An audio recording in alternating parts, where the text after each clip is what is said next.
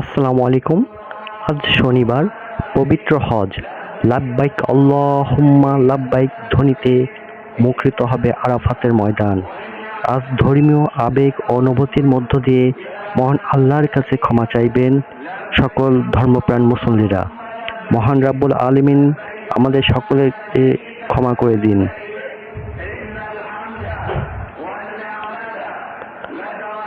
আজ হাজীদের মুখে উচ্চারিত হবে লাব্বাইক আল্লাহুম্মা লাব্বাইক, লাব্বাইক লা শারিকা লাকা লাব্বাইক, ইন্নাল হামদা ওয়া নি'মাতা লাকা ওয়াল মুলক লা শারিকা লাকা।